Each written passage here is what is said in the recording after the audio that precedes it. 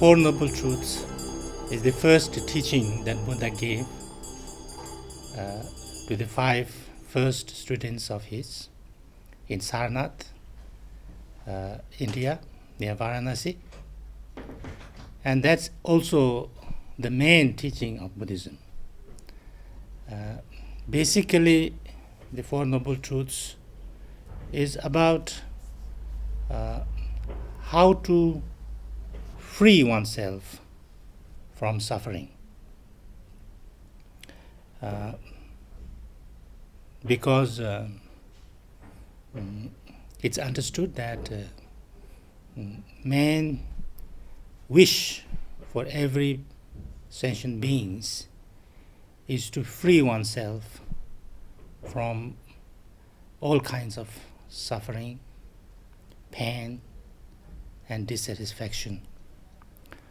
The first noble truth is the noble truth of suffering, which is the problem. To understand the problem is the first step towards the solution of the problem. So therefore he discussed about this suffering. It's not to say that life is suffering, but there is suffering in life. There's dissatisfaction in life. There's pain in the world. So therefore, what can we do so that we can be free from suffering and have lasting peace and happiness? And there, first you need to learn what is the nature of the problems and suffering. So therefore he talked about the suffering, and that's the first noble truth. The second noble truth is, what are the causes of these sufferings and problems and pain? If you want to get out of the pain and problems and the sufferings or the problems in the world, it's not possible to get rid of everything in the world that would make us unhappy, or that would create problems, or that would bring some disturbance to my mind. So the only way that we can deal with the problems could be that we change our own way of understanding things, reacting to things, how we work with our own emotions, our own reactions, our own habitual tendencies. And through that, we transform our own way of experiencing things. So therefore, we can say internal causes of our problem and pain and suffering is within us, our own negative emotions, our own negative habitual tendencies, our own way of seeing things, and then acting on them. Our actions motivated by those emotions and way of seeing. So therefore, the causes of suffering is described as kleshas, which is the negative emotions, and karma, that's the actions which comes out of those negative emotions. And this then leads to the third noble truth, which is that, is it possible to transform our emotions and thereby, we can transform our negative way of acting with body, speech, and mind into compassionate and loving and, understanding way of reacting. And here, the main understanding and experience of the Buddha comes in. And that is the most important, proposition of the Buddha.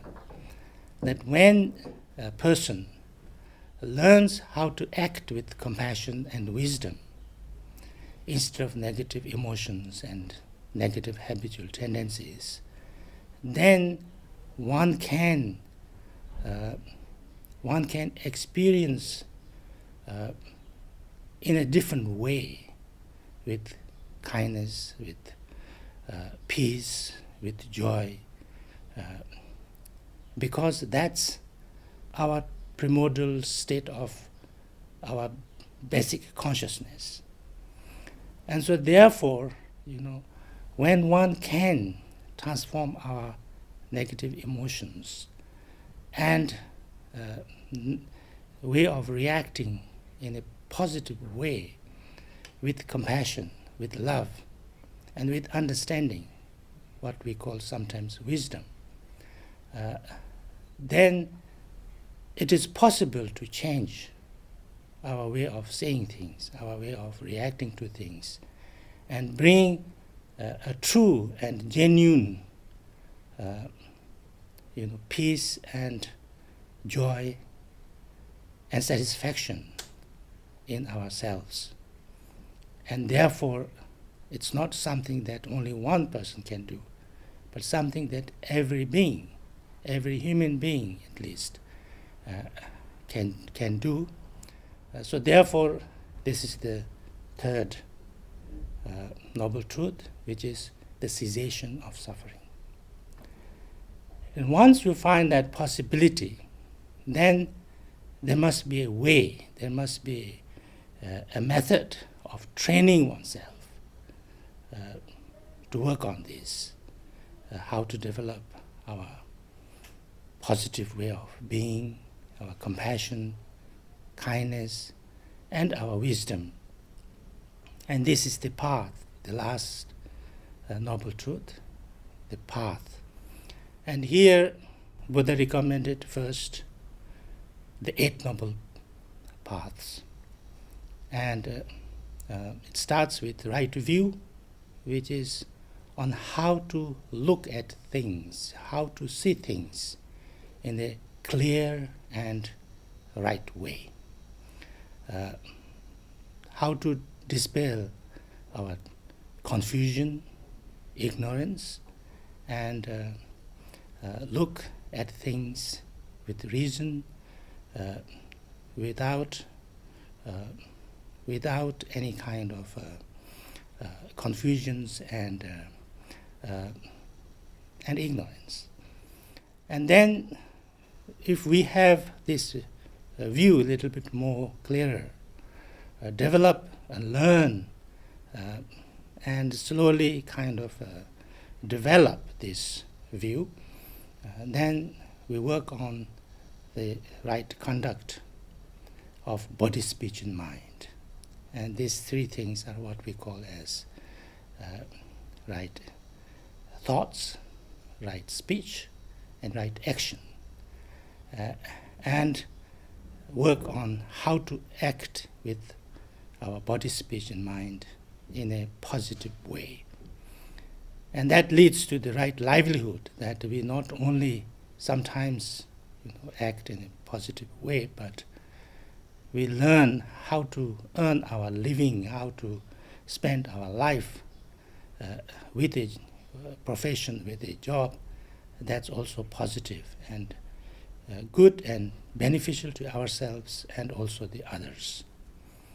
And then this leads to 2 most important things, right effort and right mindfulness. And right effort is how to practice in the right way, not too much, what can you say, a struggle, not too much pushing ourselves, but generating more motivation, more interest, and more joy in doing positive things. And then the right mindfulness, that we try to become more clear, more conscious, more mindful about how we live, how we think, how we speak, how we act.